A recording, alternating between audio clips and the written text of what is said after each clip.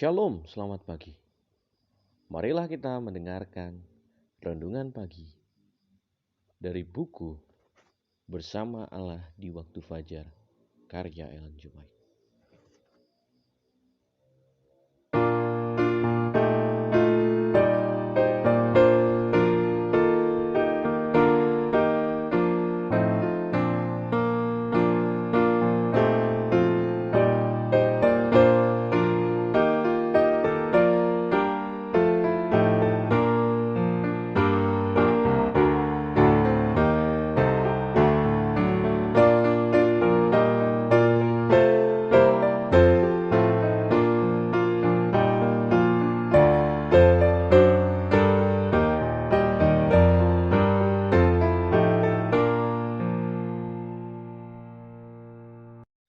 Judul renungan pagi kita pada pagi hari ini, Dia akan membawa kembali yang hilang.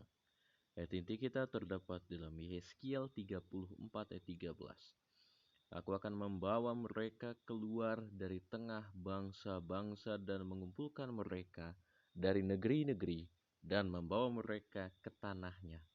Aku akan mengembalikan mereka di atas gunung Israel, di alur-alur sungainya dan di semua tempat kediaman orang di tanah itu. Kita berdoa. Bapa kami dalam surga, pada pagi hari ini ya Tuhan, kami ingin mendengarkan firman-Mu. Mengajarkan kami ya Tuhan, supaya kami tahu bahwa Engkau akan membawa kembali yang hilang. Berkati kami ya Tuhan, supaya kami dapat memahami apa maksud firman-Mu bagi kami. Jadilah kehendak-Mu di kehidupan kami. Dalam nama Yesus Kristus kami berdoa. Amin. Kristus datang untuk membawa keselamatan dalam jangkauan semua orang. Di atas salib Kalvari, Dia membayar harga penebusan tak terbatas untuk dunia yang hilang. Penyangkalan diri dan pengorbanan dirinya, pekerjaannya yang tidak mementingkan diri, penghinaan yang diterimanya di atas segalanya, persembahan hidupnya, bersaksi tentang kedalaman cintanya bagi manusia yang jatuh. Untuk mencari dan menyelamatkan yang terhilang, itulah Dia datang ke bumi.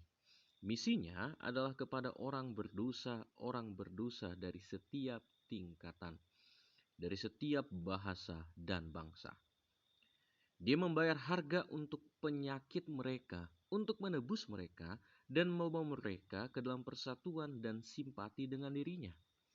Yang paling bersalah, paling berdosa, tidak diabaikan pekerjaannya, terutama bagi mereka yang paling membutuhkan keselamatan yang Dia bawa.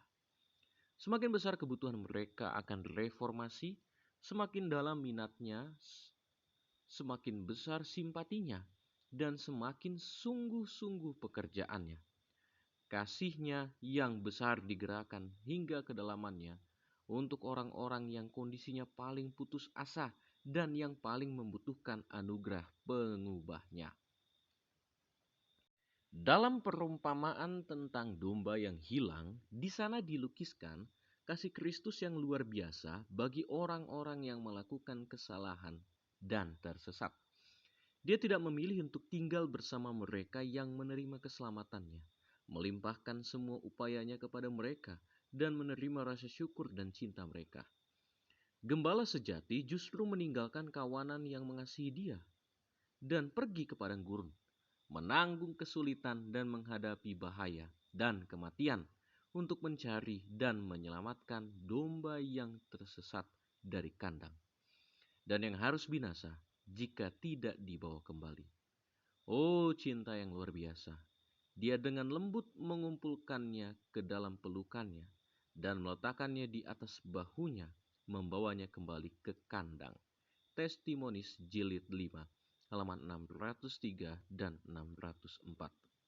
Pada pagi hari ini kita belajar bahwa Yesus Kristus datang untuk menyelamatkan setiap manusia, terutama yang paling memiliki kesalahan.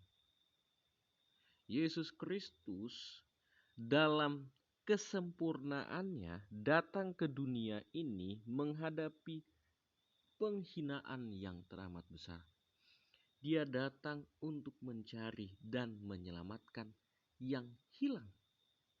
Itulah misi daripada Yesus Kristus. Dia datang untuk setiap manusia yang berdosa. Bahkan yang paling bersalah, paling memiliki banyak dosa. Yesus datang untuk setiap orang yang dianggap tidak layak.